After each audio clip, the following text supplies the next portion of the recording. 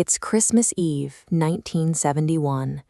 In sunny Lima, Peru, 86 passengers board LANSA Flight 508.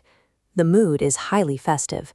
Families are heading home for the holidays, looking forward to opening presents the next morning. They are flying on a Lockheed prop jet Electra, turbulence.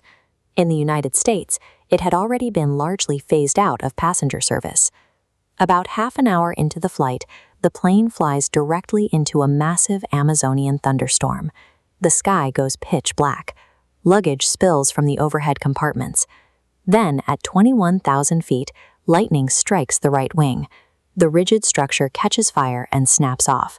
Plunging down, the aircraft tears itself apart. Among the passengers is a 17-year-old high school student named Juliane. The fuselage breaks away around her, leaving her strapped into a 3-seat row, alone in the deafening roar of the open sky, plummeting 2 miles down toward the dense green floor of the Amazon. Down on the ground, air traffic controllers watch Flight 508 vanish from their radar screens. The Peruvian government launches the largest search and rescue operation in the country's history, but scanning the Amazon from above is like looking at a field of broccoli. The jungle canopy swallows the wreckage completely.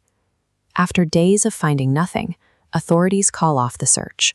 Everyone is presumed dead. Hitting the Earth at terminal velocity is a guaranteed fatal event.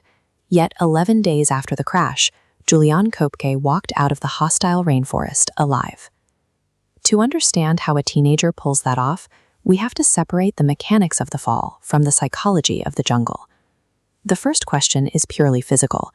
How does biological matter survive a 10,000-foot freefall? Juliane didn't have a parachute. She didn't execute a maneuver. Her survival in the air was entirely passive, dictated by 3 specific quirks of physics. First, the thunderstorm itself.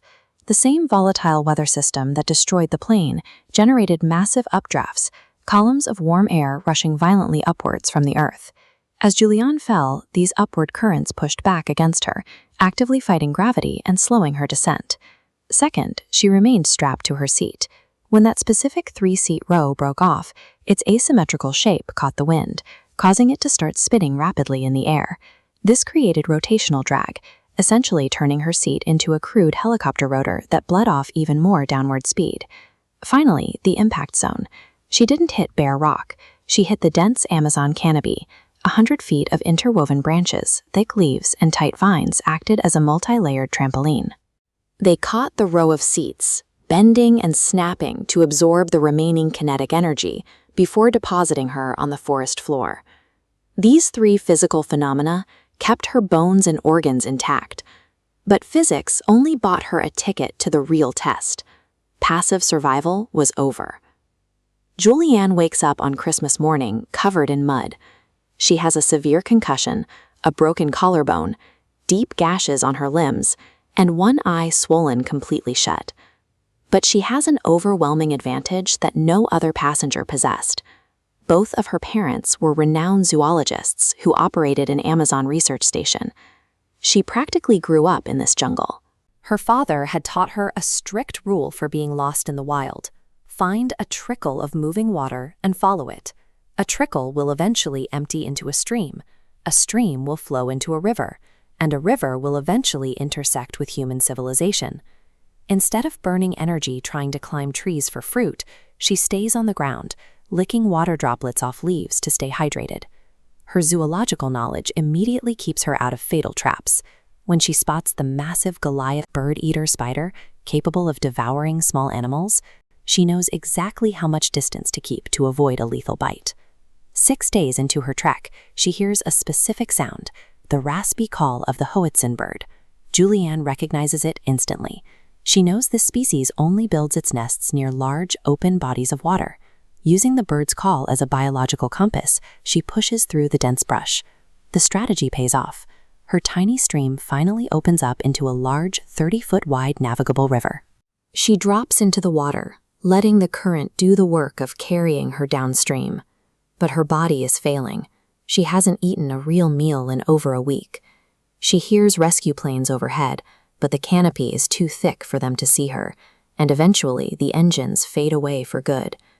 Worse, Flies have laid eggs in her open wounds. They've hatched into maggots that are literally eating into her flesh. The jungle rarely kills with a single dramatic blow. It wears you down with exhaustion and despair. The human instinct in this scenario is to sit down, conserve energy, and wait for the rescue teams. Juliane knew the search was over. If she stopped walking, she would die.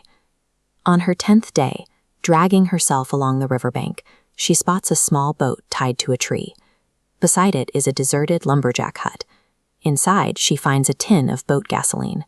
Remembering how her father treated a maggot-infested dog at their research station, she pours the gasoline directly into her open wounds, forcing out 30 maggots one by one. The next evening, 3 local lumberjacks return to the hut. They are terrified. Standing before them is a pale girl with bloodshot eyes and torn clothes. In local mythology, there is a water spirit called the Yakumama, and they think they are looking at a ghost. Then Juliane speaks to them in fluent Spanish, explaining she is from the Lanza crash. They feed her, clean her wounds, and the next day transport her downriver. 11 days after plummeting from the sky, Juliane Kopke is returned to civilization. Weeks later, investigators reach the crash site and uncover a deeply unsettling truth. Juliane was the only survivor to make it out of the jungle, but she wasn't the only one to survive the fall. 14 other passengers lived through the 2-mile drop. They sat near the wreckage, waiting for a rescue that couldn't see them, until they succumbed to their injuries and the elements. For decades, Juliane was haunted by a single question: why me? She channeled that survivor's guilt into action. Taking over her parents' research station, she became a highly respected zoologist, dedicating the rest of her life to conserving the exact same Amazonian ecosystem that had nearly killed her. The physics of a falling airplane dictated who lived through the initial impact, but it was applied knowledge that dictated who lived through the aftermath. When the world assumes you are gone, waiting is fatal. Sometimes you have to be your own rescue.